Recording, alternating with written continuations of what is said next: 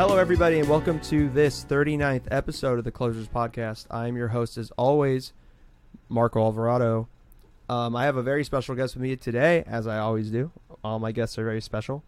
But this gentleman is more special than most of the rest of the people I've had on. He is a business owner, small business owner.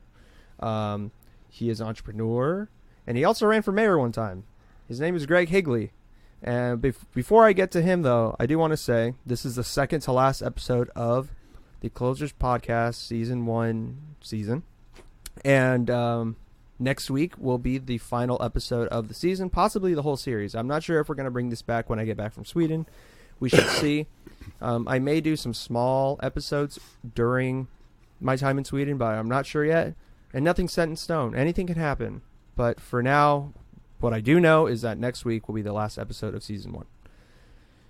So, without any further ado, Greg, how are you? Good, thank you. Thank you for inviting me. Yeah, no, thank you for coming on. I know that you have never been on a podcast prior to this, so I just thank you for doing it. So do you listen to podcasts regularly or not so much? No, I'm not regularly, no. Oh, really? So, but you have been interviewed prior? I've had, several interviews in the past. Like with who? NBC, ABC, CBS, Fox. Really? Yeah. For what reasons? Usually it's about the UPS store, but not necessarily always. Oh. There are other interviews I've had when I helped put out a fire here in Elk Grove when we had a high windstorm, and I was attending to putting out a fire to somebody's home. Really? Can you tell us that story? About 8 years ago, I was on my way home from the store where I own a business, and it was a very windy day, hot day. Right. And there was a house next to Highway 99 that was currently engulfed in flames. The wind was blowing very hard going south, but there was a house across the street that had not caught fire yet.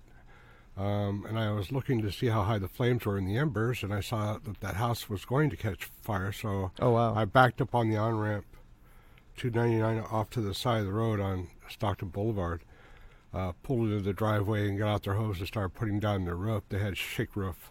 Oh, wow. And nobody was home. And usually at that residence, there was always been a lot of people there, but today there was apparently nobody there. So I started wiring down the roof and trying to dial 911 with my phone at the same time to get fire out there. A few minutes later, an occupant came out who apparently was in the shower when this all happened. When that happened, a propane tank from the house across the street blew up and scared me. And so I told him, I said, get around the back, get your hose on, get your roof down, because it's burning up on both sides. Yeah. We were able to keep the fire down so they didn't lose their house or their roof. Yeah. A few minutes later, a SAC fire or a CSD fire showed up and helped us put out the fire. At that time, then all the local TV stations came in to interview to see what was going on. Wow. A hero. I didn't know a hero was one of your accolades as well. I've always felt like I've been, in a sense, a first responder. So, from my military days back to a lot of things I do, I don't mind getting in the fire if somebody needs help. Yeah. If somebody's hurt or accidents or things like that. It's enjoyable to help people out that are in a place where they can't help themselves. Interesting. So you mentioned your military experience. When were you in the military, and which branch? Marines, military police, Vietnam. Oh, really? What years? 74 through 78. Interesting. Wasn't the war? I thought the war concluded in 75. No. It ended in. They technically ended it in August of 75, but I was in there towards the end of that era. Oh, okay. Got it. So I'm considered a Vietnam vet. Interesting. That's really cool. How old were you when you enlisted? 17. You were 17. Oh, so you were one of those. Yeah, I'm one of those. How did you... I volunteered. Even though the draft was still on, I volunteered. Why did you volunteer? Because I wanted to get away from where I was at the moment. I enjoyed what I was doing, and I wanted to get out in the world and see what was going on. And wow.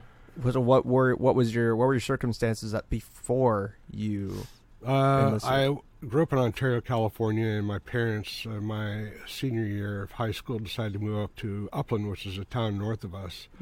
But I still had to go to my original high school, which was 15 miles south. There was no transportation for me at that point to go there, so I had to kind of rock around the clock and figure out a way to get to school every day. Wow. It was frustrating, and I wasn't able to be close to my friends. So at that point, I decided to graduate early and get out and go somewhere. My parents were busy doing other things in their lives, which is fine. It is what it is, and that's why I decided to do what I did. Wow. So no transportation to get to school. Like, how did you get to school then?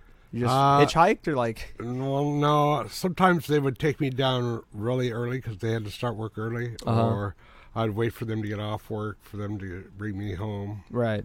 Because where they worked was close to the high school, but I just I'd wait 2 or 3 hours every day to get a ride home back up the hill. Wow. So you're a Southern California boy. Yes. Interesting. So when did you come up to Northern California? Was that after? I'm assuming that was after your military service. Yeah. So back in the late 70s, there was a lot of freeway shootings in Southern California. My parents were pretty well fed up with all the freeway shootings. It was popular back then. Yeah. And we were kind of fed up with all the traffic and everything going on in Southern California. There was not a lot of positive thing going on in the area at the time. So my parents decided to look to Northern California to see what was going on up here. They found a place up here, moved up here, and then I was traveling at that time between Denver, Colorado, and Fort Lauderdale, Florida. Oh, interesting. Doing work for McDonald's and Wendy's International. Oh, wow. And then when I came back, I wanted to buy a house in the Sacramento area because I liked the area and I liked the weather here. So I bought a new house in Elk Grove, and after that, I knew my goal was to buy a business, and so a few years later, I bought a business, and that's where I've been ever since. The UPS store, which I am employed at, and I have been employed here since 2014, August of 2014. So how long have you owned the UPS store? 15 years. 15 years. And what you've had a lot of characters come through these walls. Oh yeah. Oh yeah. Yeah. A lot of them I know, a lot of them I don't too. And honestly, I don't even care to know. But why the UPS store? Why not like start something from scratch, or why go franchise? Well, the way I was measuring things in my life and what I wanted to do is I wanted to get a simple thing that was a 9-to-5 kind of position business. Unlike the food business, where a lot of times now it's 24 hours a day, 7 days. Oh, yeah, all the time. UPS stores was only 6 days a week, and it was limited hours to 53 hours a week. So I thought, that's a concept. That looks like an easy thing. It's clean. I don't have to smell like food after I go home. Yeah. And it's close to my house. It's a good business. It's on the top 10 list of best franchises. So really, UPS had just bought out mailboxes, etc., and I thought it was a good idea. The store I purchased at the time was the mailboxes, etc. Part of the conditions of me buying it was twofold. One is I wanted to change it to UPS store, and two, I wanted UPS to allow me to change it to UPS store, which they did. And then I slowly integrated that brand into my project and moved on from there. Interesting. Because you had business experience prior, like you said, with Wendy's and McDonald's. Yes. What did you do with those companies? I was district supervisor for Wendy's and McDonald's Corporation in South Lake Tahoe and Fort Lauderdale area, the Fort Lauderdale area. Wow. And then Denver, I helped open up a brand new company called, I don't remember it now. It's fine. But it's been a while. It's a brand new company. It's still in business. It's just not growing as like it should. Was it a food service business? Food service. Okay. Double drive-through. They wanted a concept similar to In-N-Out. When I brought them the information that I was aware of and how to operate it, they didn't like the whole process necessarily, so they wanted to do things their own way. Unfortunately, it didn't bode well for them. Yeah. So the customers also saw that and tasted the product, which wasn't compatible with In-N-Out. So they are where they're at now because of their decisions they make and the cost and changing and retooling the business. Yeah. That's interesting. I am curious always as to why In-N-Out hasn't expanded further than just the West Coast. I know they're slowly going east, but... Yeah, so it's still family-owned and operated. The granddaughter inherited it from the brothers who first started it back in the day. So it's still a family-owned business. It's not up for public sale or stock purchase. So single family member owns and runs it now. She builds based on where she feels that the company will grow, and she's they're still expanding. They just take one step at a time to make sure they do it correctly. Yeah, and they keep their menus simple, and that's important for them, and they should. And it's because of that people are used to the quality and the service they get at In-N-Out Burger. Yeah. Are some of those values of that business, is that something you try to instill here at the UPS store as well? Yeah, obviously keep things as simple as you can, but follow the rules, regulations, and guidelines as best you can. Yeah. And then if you do that and teach your employees and staff members to follow those guidelines, it'll be easier for them to run and operate the business for you. Right. While you can work on other projects. Yeah, that's true. It makes a lot of sense. With the UPS store, how have you seen because, I mean, you said you bought it in 2004, right? Yes. So a lot of things have changed since 2004. A lot. A lot. Economically, socially, so many things. What are some of the biggest differences that you've recognized? With the UPS store specifically, it'd be shipping. So initially when I bought into it, shipping was a big profit center for the UPS stores, and it is to a degree still. However, the e-commerce has changed dramatically, especially in the last few years. Yeah. Where people are now going through Amazon and buying and selling their packages, shipping and receiving their packages through Amazon systems and or dropping them off here at the UPS stores. Yeah. So the value that we get for shipping is limited based on the people who actually want to ship products and services through or use our services through the UPS store. What UPS corporate decided to do was we needed to expand our profit centers to keep the viability of the stores open on other profit centers. So I see. Back in the day, I helped introduce live scan fingerprinting, which is one of the things we currently now have in our company, which brought in the type of customers we needed and were looking for in our stores. Yeah. That was fun and enjoyable because of my past history in the government with the military, with fingerprinting and working, getting trained by the FBI. Yeah. Was fun to be able to bring that product in here that California started doing a year or two earlier. So it was fun to establish that here, and it's been doing well ever since.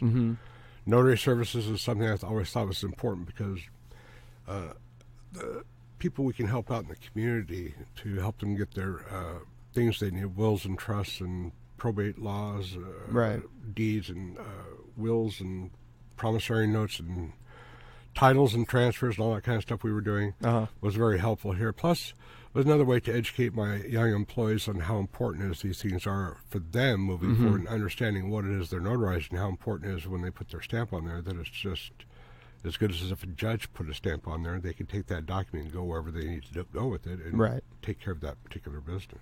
Yeah. That is very interesting because I when I first started, I didn't know what a notary was.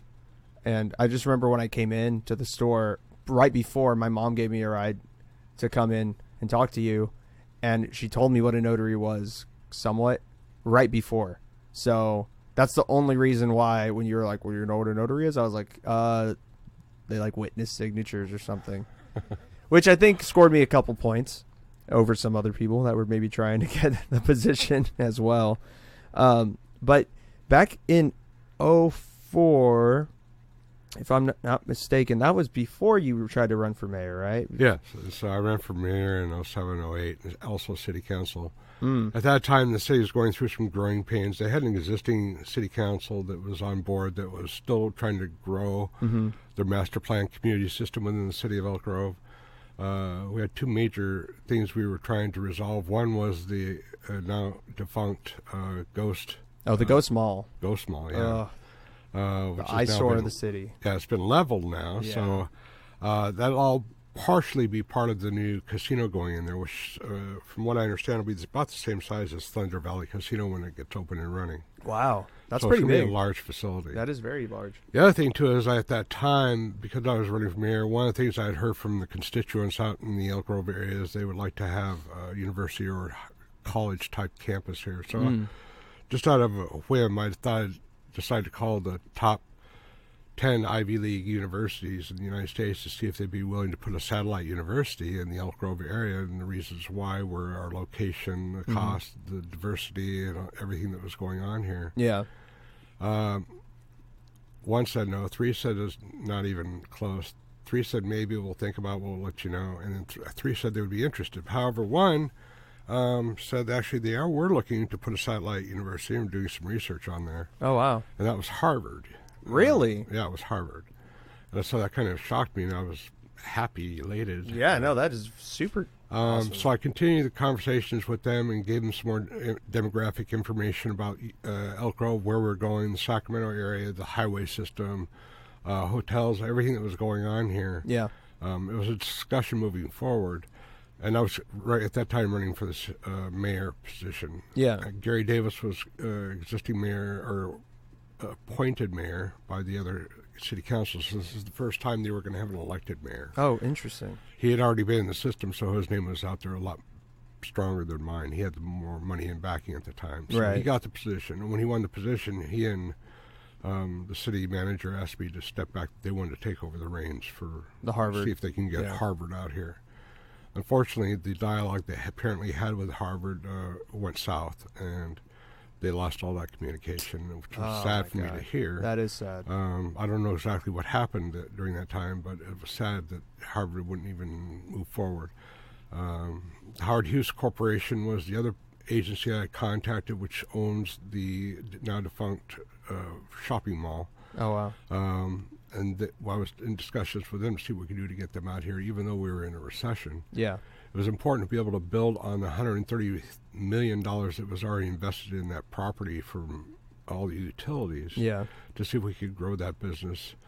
They had a lot of anchor stores that originally signed on but backed out during the recession, and I thought, I get that, but I think there's another way we can get them in there. And so I was trying to explain to them other ways we can look at things. Yeah. Since then, I've always wanted to make that into a technology mall. Whereas I can bring in HP, Toshiba, Samsung, all the technology companies that have anything to do with technology, and use that as a place for the general public to go and test their products and services up against the other same products like services, so that each one of these manufacturers can see what the general public says and thinks in real time to find out what it is they need to improve on to make things better. And I think that would bode well if we can get a technology mall built in this area. So that was something they were willing to discuss further, but they also mentioned too, until I get elected, they wouldn't want to move further because I'd have no say in the city government, and I get that. And I respected their time, so that didn't go any further than that. And since then, a few times Elk Grove has made attempts to get Howard Hughes to do something based off of code enforcement and a couple other things, which didn't bode well with Howard Hughes because they just kind of snubbed their nose at him and looked the other way. It says, it's our property, we'll do whatever we want. Yeah. So, I mean, Elk Grove is a great city, don't get me wrong. The great people here are great law enforcement. It's a great neighborhood community. There are a lot of positive things going on. Yeah. Just not the speed and level where I like to see them go, and the direction I like to see them go, where we could make a big difference for the people in the community of Elk Grove. So was that I one of enjoy the, being here and working here. Was that one of the reasons why you attempted to run for mayor? That's correct. Because there's a lot of positive things going on in the city of Elk Grove, and a lot of great people here. And I love the diversification. I love people from all walks of life. So and you get different perspectives and different culture variances and I learn a lot from them all the time, and it's fun and exciting. Yeah. Wasn't Elk Grove at one point like the most diverse city in America or something? Yeah, it was also the fastest growing city at one point prior to the recession. Yeah. It was growing leaps and bounds overnight, basically, and it kind of went from a one stoplight town to a multi-office stoplight town where it is today. Yeah. So it's all good. I think we've made a lot of progress, done a lot of right things in the city of Elk Grove, but I think there's been a lot of input from the community as well to help them navigate that and get the right things done correctly, as opposed to using political behind-the-door decision makings, which a lot of city governments do and don't involve the public's input. Yeah. That is interesting. How was the process of running for mayor, like trying to get support from certain people and that whole political, sector that people don't really get to see from the inside? How was that? It's kind of an interesting concept. It's a university experience for sure. Mm-hmm. You try to get to know who your existing government is. You find out where you're going up against. So going to city council meetings, go to any other networking events they go to, listening to them, watching them, Right. seeing the positives and negatives, see where they're going, what their thought processes are. Then you have to get a background check if you're applying for a position to make sure you're qualified to be a city government. Mm-hmm. Once you do that, you file the paperwork with the city manager, city clerk. Uh-huh. And then he puts you on the system. You have to sign a contract with the city clerk, agreeing to stipulations and agreements of how you can and cannot run and what you can and cannot say when you're running for office. Yeah. There's that. And then you, at the same time, any relationships with people you have in the community, you try to establish those so you can get some fundraising going. Yeah. At that time, I didn't have a good grasp of that, so I didn't raise a lot of funds. Yeah. Had I known that moving forward, I would have changed my direction entirely. Yeah. But communication and between city officials and the general public is different. When you are a city government official or county or state or any government official, is a lot different than it is what you see in the media. So Really? It's quite different, and that kind of opened my eyes too to the way things are done. Yeah. And how things get done or not get done within the city, county, and state government. Because during that time I met people running for all different offices. I've met people from running for county and state assembly, all those positions, because they were at the same time they were on the ballot. So we'd be going to meetings where organizations would sponsor meetings for candidates to speak about their things they believed in. And so you'd meet all these different candidates. It was interesting. That is interesting. What were some of the key, aside from obviously expanding Elk Grove, both socially and physically, like having more things and resources available to the public? What were some other things you were trying to get done in the city? Well, maintain the integrity of the Elk Grove Police Department and CSD, the contract we have with them, which is our local fire agency. Mm-hmm.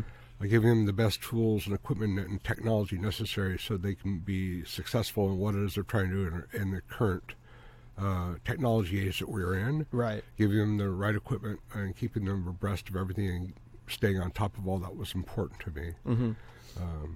Getting the teachers involved and giving them something where they can feel good about working in the city of Elk Grove. I mean, Elk Grove Unified School District does have a good, based on the state's average salary base, although I think we can do a whole lot better with our education in K through 12 in the state of California. Right.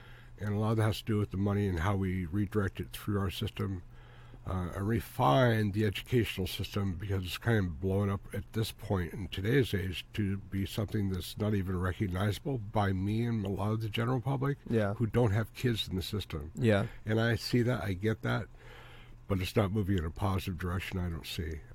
There are some things that are good, but there are some things that are just way over crossing the line, and I think we need to readdress that and approach that. Make parents more responsible for their children's education as well as the schools. Mm-hmm. And right now, it's a lot of it's just left up to the schools. Yeah. And I think we need to redirect that. And then the behavioral-based issues that the students have in class need to be readdressed, and so the rest of the students don't have to suffer from one student's misbehaving in class. Yeah.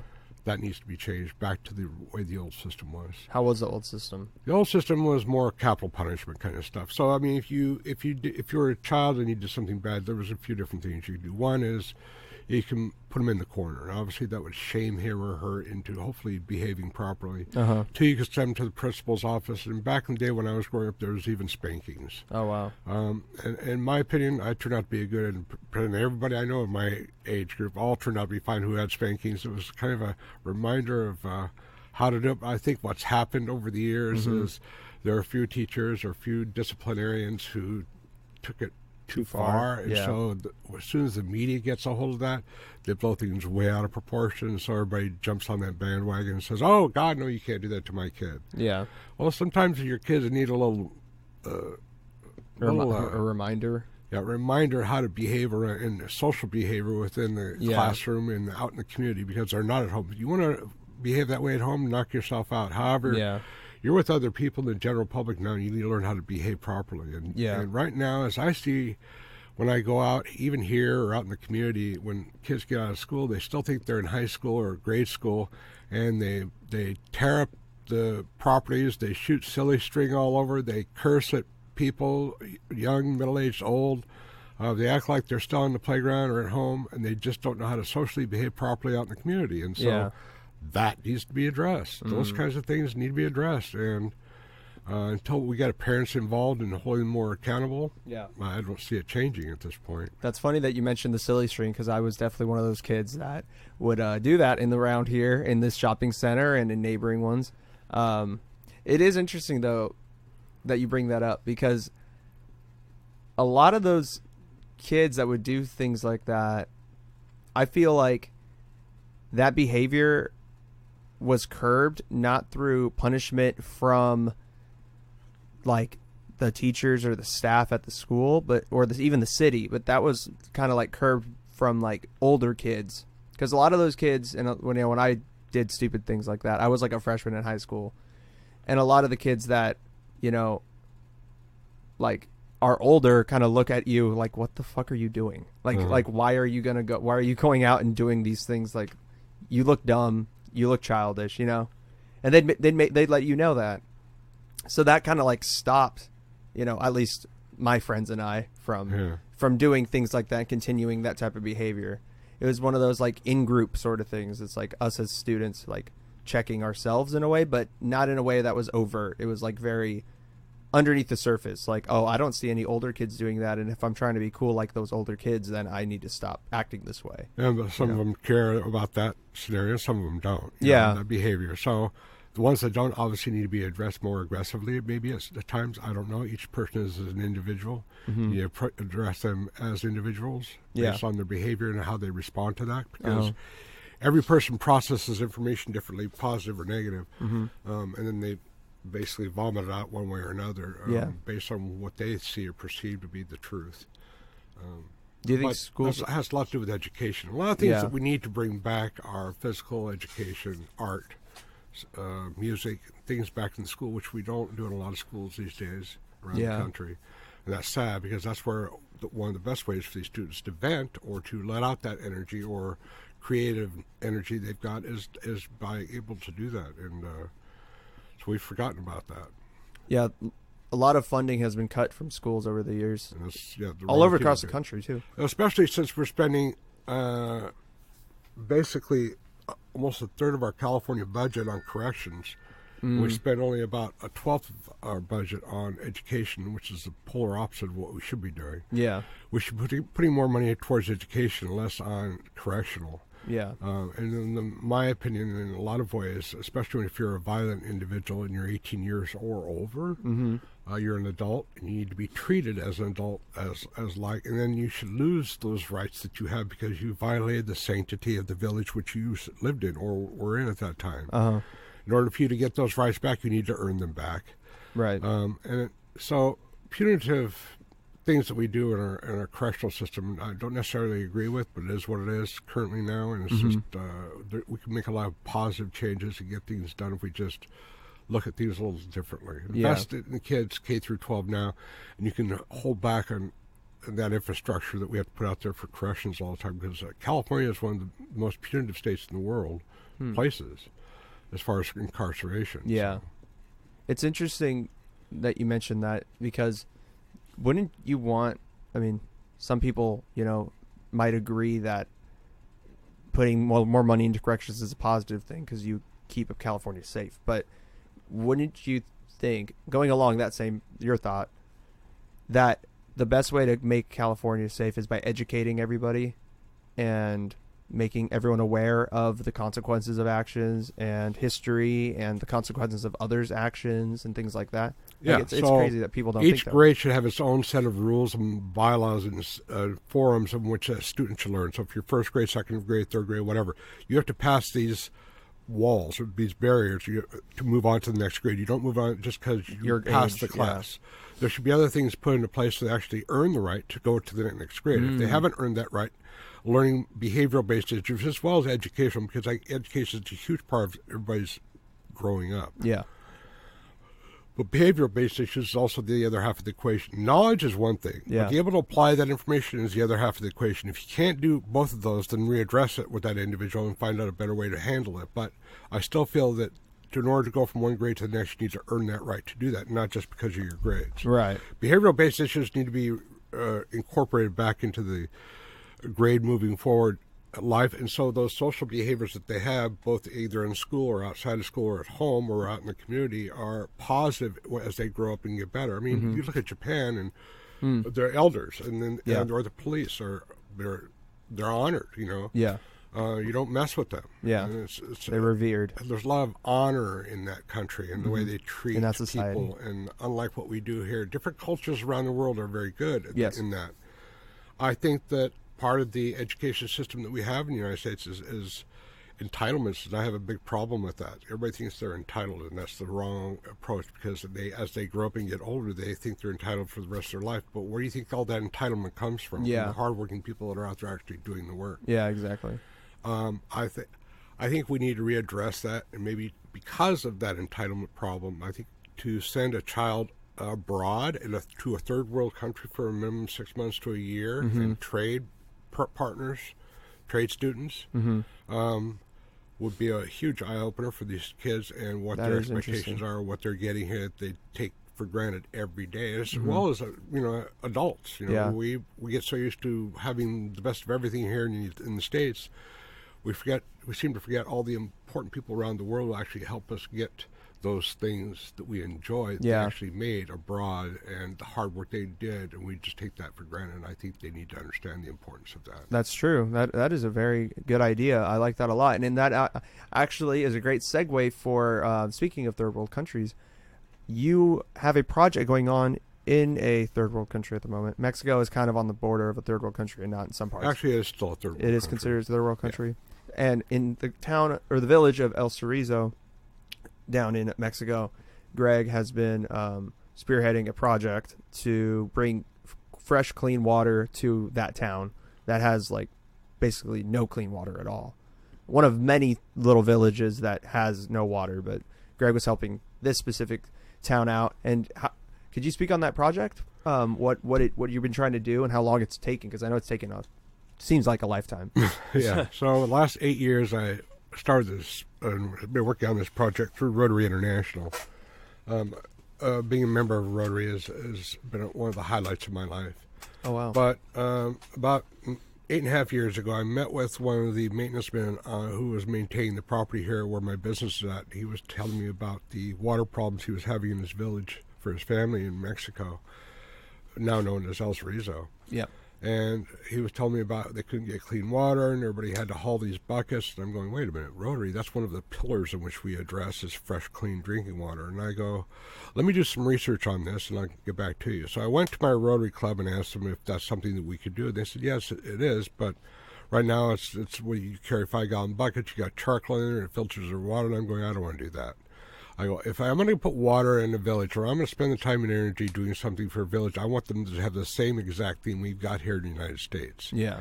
I want them to enjoy and reap the benefits of fresh, clean drinking water with all the water they need, and it needs to be enough water pressure to get everybody in the village so they don't have to carry any buckets anymore, and I want that to be a long-term, sustainable water treatment system.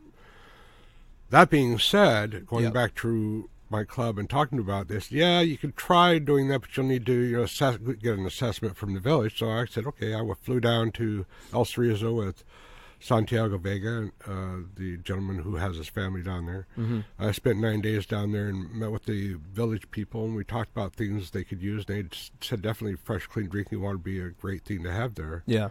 The problem is they were having down there, and they still have until we get this thing started, is everybody's paying the same amount for water whether they get it or not. Oh, really? Even those people who abuse it. Yeah, so that wasn't fair, they didn't think, to the rest of the people in the village, and I agree. Yeah.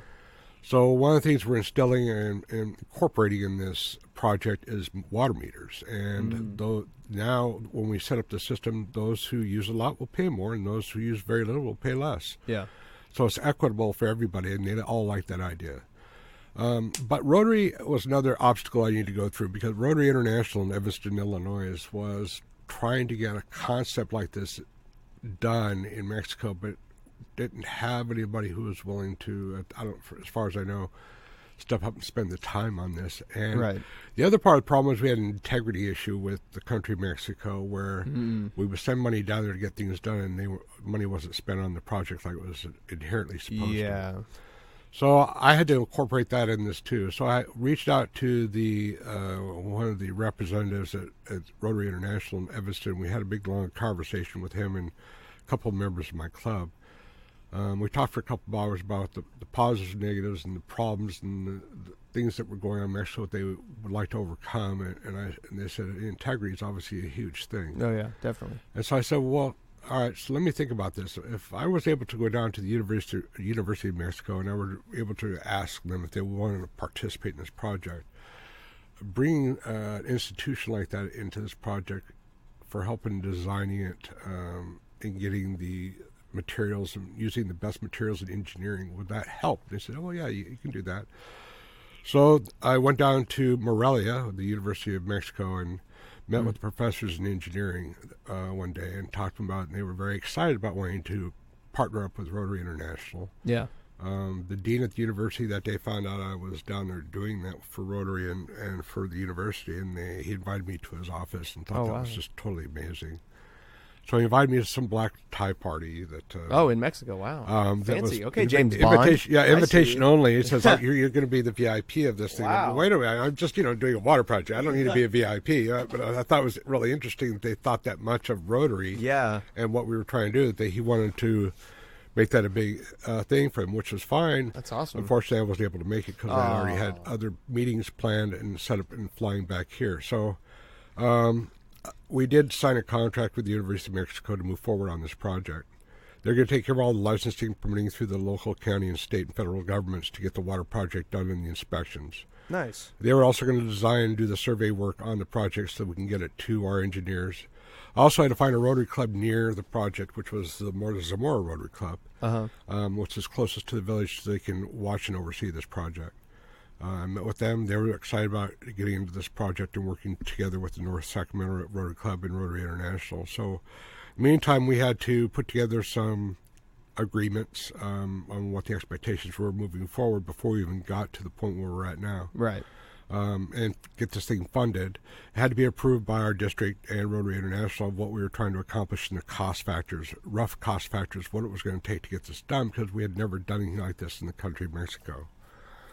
So putting that all together with the engineers up here, the engineers down there, and that too, by the way, was a huge learning curve, not only because of language barriers, because engineers have their own language too that I wasn't aware of until I got involved with this project, that they communicate uniquely to one another. Yeah. Which is foreign to me. Anyway, so getting that all done, getting all the relationships established was fine. Finally got the money all raised and put together from local people in the community and Rotarians alike. And now we're at the final process of getting the contract signed by the general contractor that's been approved by Rotary. Once we get that back, hopefully this next week we're going to break ground, and it should take about 3 months to get the project done. It'll be a 7-day-a-week project. But the timeline to get this done for the size of it is it'll take about 3 months every day. Really? Yes. A lot of work to get 3 months worth of work done. However, everybody in the village will have fresh, clean drinking water for many years to come, and plenty of water pressure for everybody in the village, no matter what level of property they're at, high or low. It doesn't make any difference. Yeah. Yeah. Well, that's good. I mean, the fact that you wanted to get the best equipment in there, not just do some half-ass right. I wanted the best of what.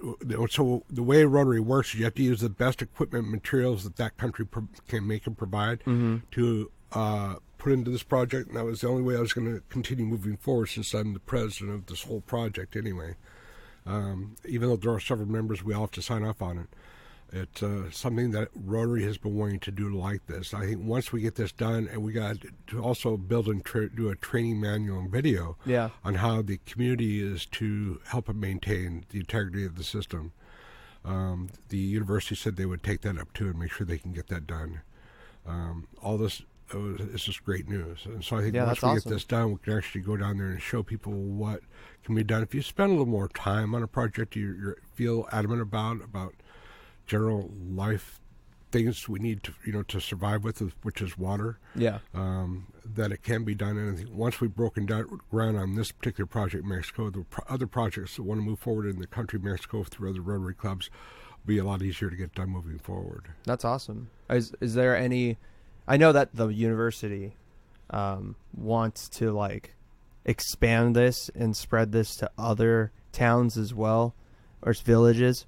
Once this project gets done, this specific one, would there be some sort of, would it be easier for the university and Rotary to help out other neighboring villages as well, or would you have to go through this exact same process again for every single village? Well, we'd have to go through similar guidelines like we have done with this village. I think, although it'll be a lot easier moving forward because we would put all the current stuff into the other villages. We've had several meetings. The last meeting I was down there with, we spent a good 8 hours that day talking with people from El Cerrizo, Santiago, the nearest village, the water district, the local government agency, the county government water agencies, state government agencies, officials in the room. We also had the local TV station videotaping the entire thing throughout the entire day. About what everybody wanted. There were people that wanted us to expand it to their communities along with this project, but I said, I'm sorry, it's just specific to this project right now until we get this done. Right. And we show everybody that it can be done. Once we get this done, then if we look at other projects, it would be something we look at on a case-by-case basis. Right. Moving forward, and based on the wants and needs of the people in the village that decide they want it, because it's up to them, not necessarily the government. It's up to the village. If they want it, they're going to participate. They're the ones that are going to have hands on it. Yeah. And I want them to feel comfortable with the project moving forward. That's interesting. That makes a lot of sense. Well, do you have a timetable for how long it's going to take from this point forward to get all that installed and everything? There's 3-month timeline from break ground to open. I also contacted Univision here in Sacramento to see if they'd be willing to air it out on their TV here, and the chief editor said he'd be more than happy to do this. There's a lot of his constituents, a lot of people he airs the TV to are from Michoacan, which is the area which we're putting this in. So this week I'll find out a lot more about that and be able to put those things into place so that the American side of Michoacan people that are up here and also the Spanish side in Michoacan can see what's going on. Everybody gets the benefits of that. That's cool. That's awesome. Well, that's a very admirable thing for you to, try to help out people that you've never even met before. You obviously went down to Mexico, but prior to that, you hadn't ever stepped foot into El Cerrizo. So I think that speaks a lot about you as a person. And also speaking about you as a person, you're a very interesting person. There's a lot of things about you that people wouldn't have assumed on the surface. People like to rush to judgment, I think now more than ever. And one of the things that a lot of people wouldn't know about you is that you are gay, correct? Yes. Yeah. And growing up in the times that you did, how was that being somebody who is homosexual? Very, very, very difficult. So back in the 60s and 70s, that was something you never discussed. And so you bring on a subject that's very touchy for me. Yeah, I understand. Very emotional because of what happened back in the day. And so back in the day, it was, first of all, you never discussed the fact that you were gay. You don't talk about that because people looked down. You were queer. They would shoot you. They would harm you. They would cut you up. Didn't make any difference. Horrible. A lot of things were going back in there during that time. But I was also at the beginning of the AIDS epidemic, by the way, which wasn't named AIDS when it first came out from Africa. It was it was an immune deficiency problem that the doctors and medical community, both domestically and around the world, couldn't identify other than the fact you had an immune deficiency problem. So my partner at the time was one of those first candidates who acquired the AIDS issues. Right. And none of us were educated on how this was going to affect us moving forward. However, the media jumped all over this, and this was the topic of discussion basically every day from that day forward. So they found out that AIDS was a death sentence for people, and it was brought on by the gay community, which it wasn't. Yeah. But because a lot of gays were doing it and were at that time easy to get partners, it was something that was called the gay plague. Oh. So for 3 months, I tried to nurture my partner to try and get him to survive, giving him vitamins, trying to find a doctor who would take care of him, because at that time, nobody who had AIDS was allowed to come in within 20 feet of any other human being because they would catch it because they thought it was an airborne illness. Right. So we couldn't get fire, medical, anybody to come to our aid, including other gay people, because they also didn't want it. So if you had it and you were gay, you didn't want to be around other people who had it, because the media in their mind was that everybody who had it was communicable via air. It's a virus that you were going to get by talking to somebody if you were in 20 feet. So trying to get medical people, police or fire, to help you, they wouldn't come to help you. So finally, we were able to find a county physician, San Bernardino County physician, who was willing to step out of his comfort zone to help us out, and give him a cocktail full of drugs every day that did absolutely nothing to help him. And you watch somebody who was perfectly healthy one day, and in 3 months disintegrate to skin and bones and lesions, lose all of his bodily functions, and die in front of you off of this immune deficiency problem, which our medical community couldn't figure out a way to resolve. But on top of that, we had Anita Bryant, making light of her name, the orange juice queen in Florida. So Anita Bryant was a Christian lady who thought that anybody who was gay should be killed or sent away to another island and die. So that, along with the media, the AIDS, and everything else, made it very difficult for anybody who was gay at that time to live and survive a daily life in the general community, whether they knew about it or not. So Anita Bryant was also at the top of our list of people that we did not like at that time. Right. But also because of her voice and her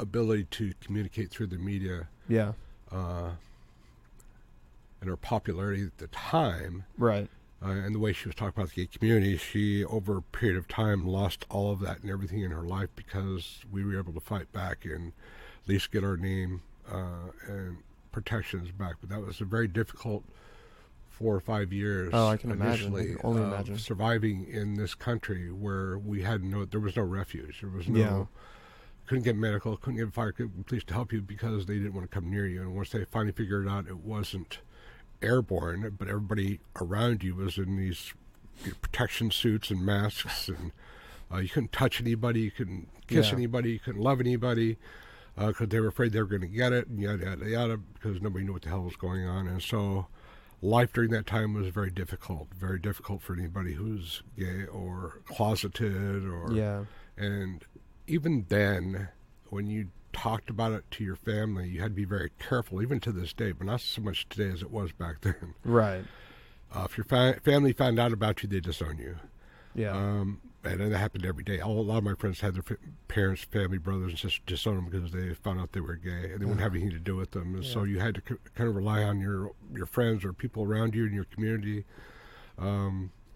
To a point that actually happened to me as well with my family. Oh, man. Whether they admit to it to this day or not doesn't make a difference. Of course. It was what it was. And I don't hold any ill will to my family about it. It is because they didn't understand it. Hell, I didn't either.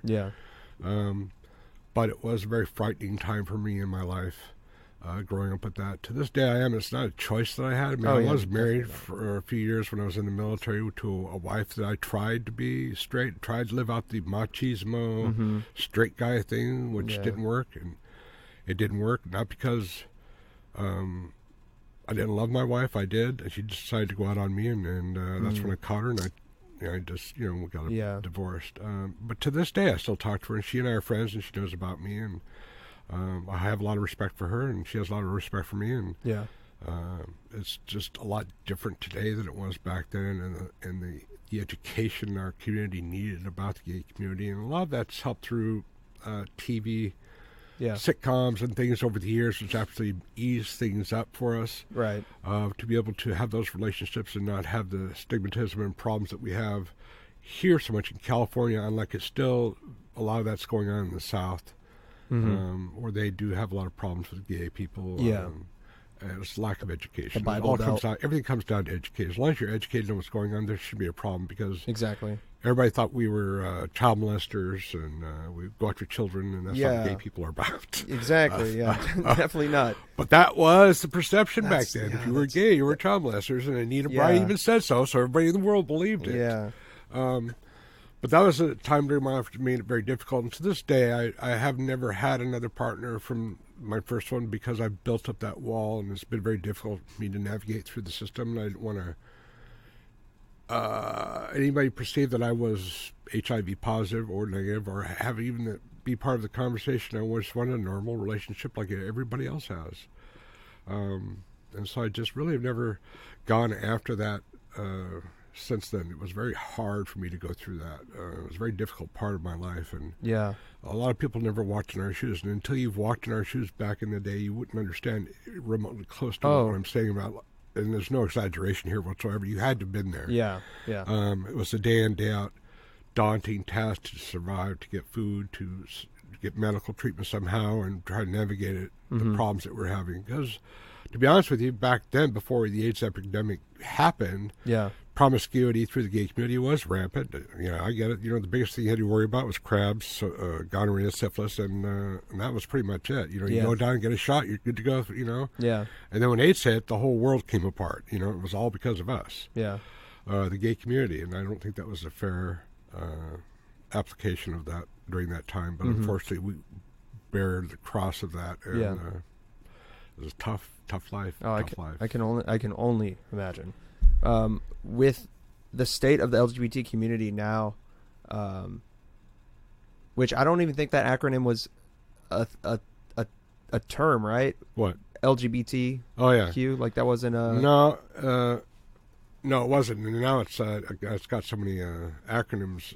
So it's extended now. Yeah, so it's very extended. More to it. LGBTQ, TEE, or something like that. Something like that. No, it was just LGB back then. Oh wow, just LGB. T wasn't, transgender wasn't even part of it, because they weren't even discussed back then. We were just trying to get our foothold in. Yeah, exactly. The McConey case and stuff that happened in San Francisco, that was our safety spot for a lot of gay community. At that time, there were 600,000 gay people living in San Francisco. So for us, that was kind of a safety zone if you could get there and associate with other like-minded. But then again, you also had the negative gay people who didn't want to be around you because of the AIDS epidemic. So there were a lot of things going on. Yeah, and we just need to get Anita Bryant off the air and stop that kind of negative communication out there in the airwaves, to get the media to kind of rethink their processes before they report things, to make sure they have all the accurate information, as opposed to just putting out there for ratings. Because that's one thing that's always irritated me about the media, is they do it for the ratings and the money, and they don't do it necessarily for the truth and cause of what they should be doing, and try to help the people around them. Yeah, there's no integrity. No. Yeah.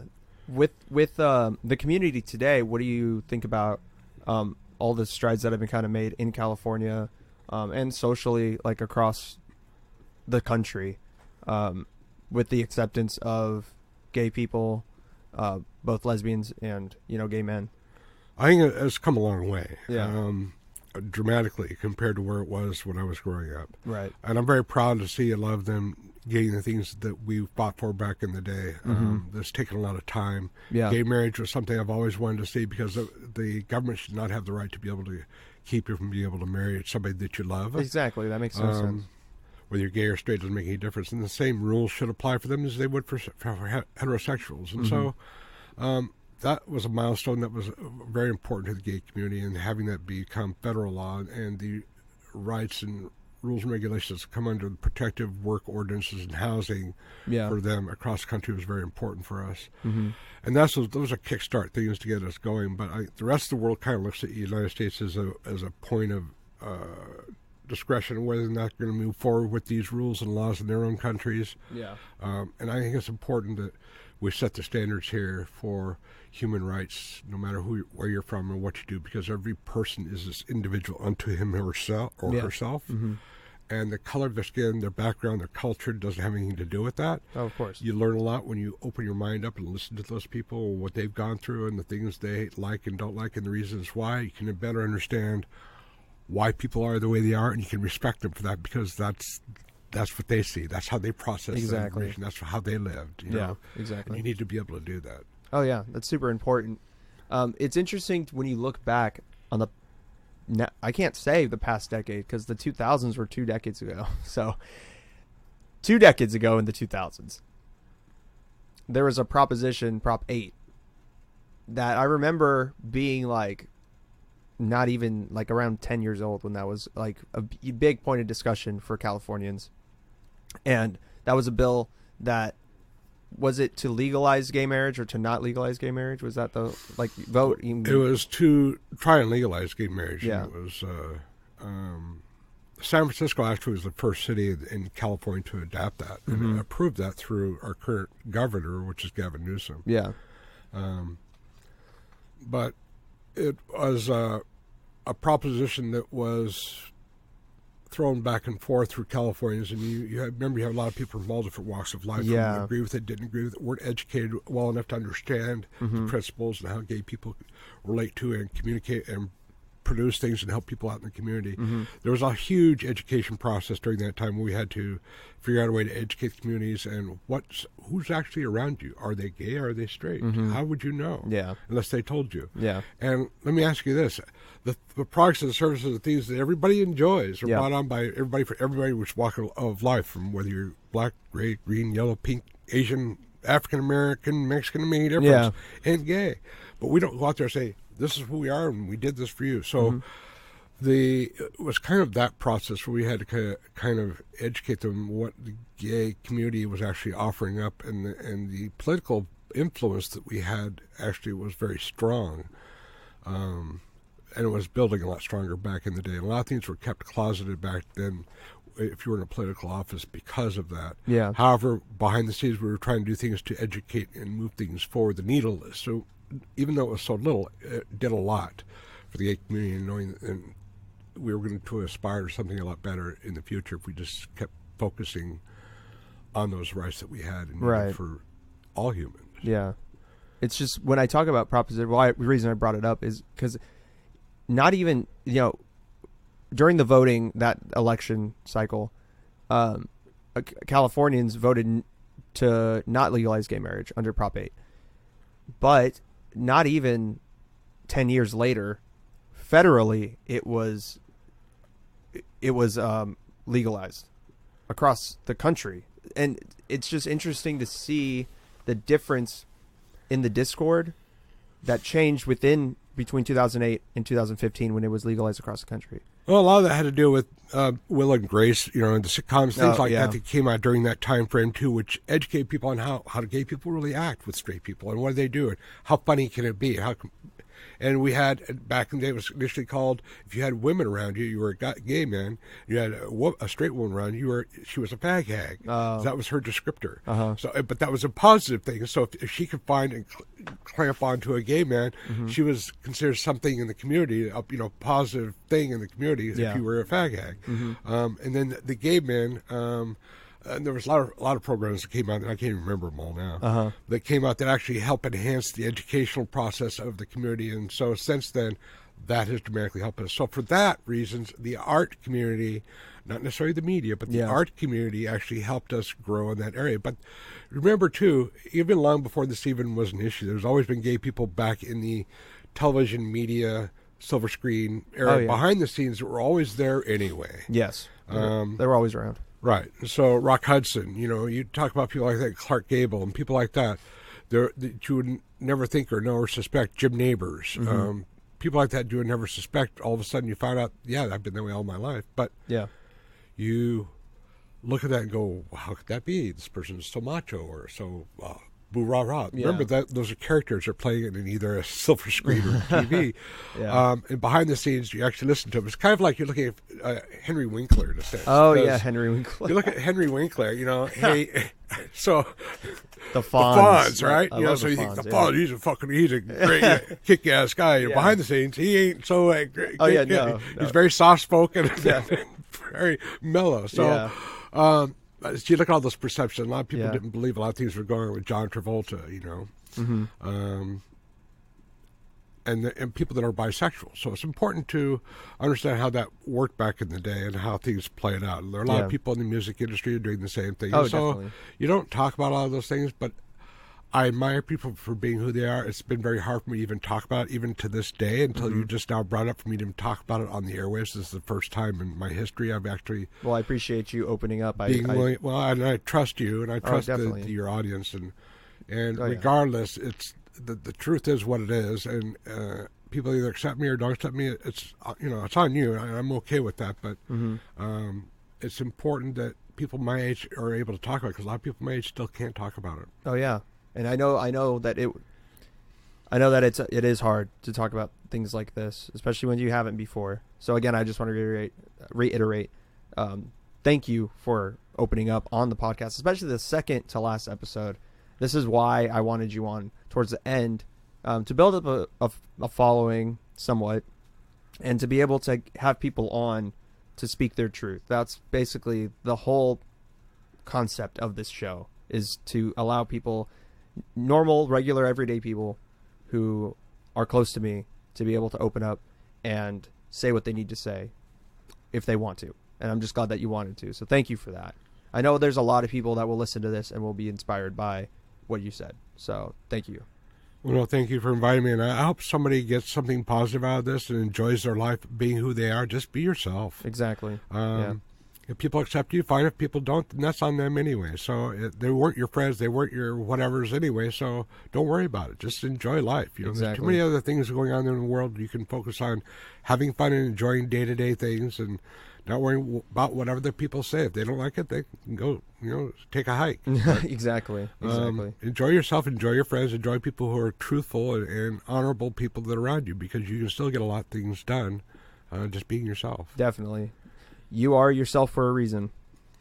Whatever that reason you might think is, but it is a reason anyways. Everybody has their own character and does their own things based on the way they've grown up and where they've been, their life skills, their life lessons, their things they've learned through their cultures, through their village they've grown up in, their schooling, all their experiences. And so that's why everybody's a so unique individual. And I'm fascinated to learn from different walks of life every day. Oh yeah, definitely. Especially like bringing it back to the town in Elk Grove, a lot of diversity here. So that's no wonder why you're gravitated towards this area. And, it's a very unique place. I have had the privilege to grow up here.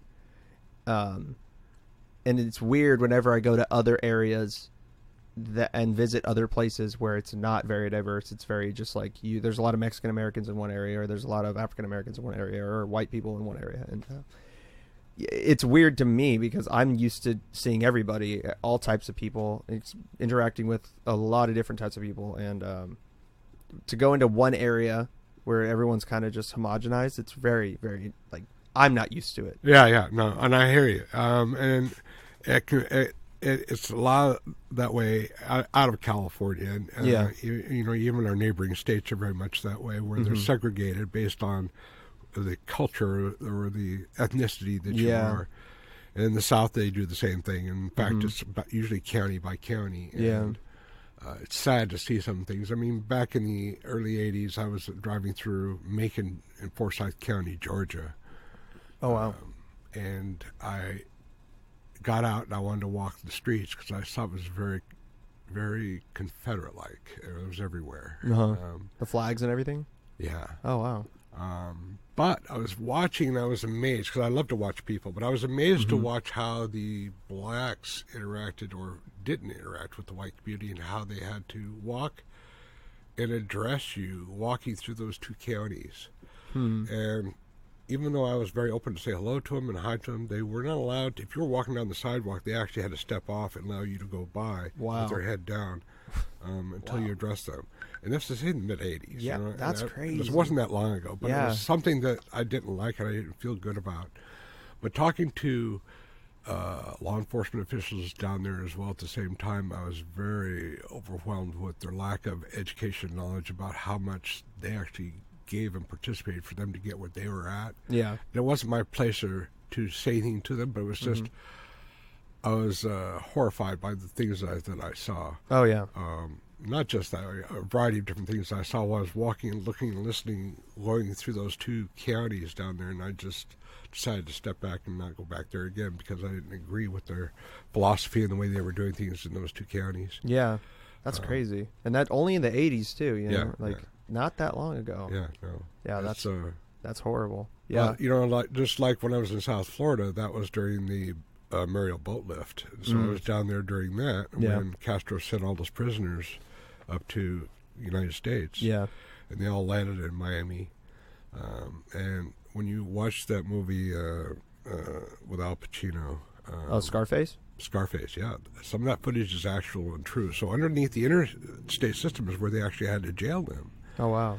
And so when you were down there during that process, it was amazing to see how they jailed them and some of the things that they weren't treated right at all. Yeah.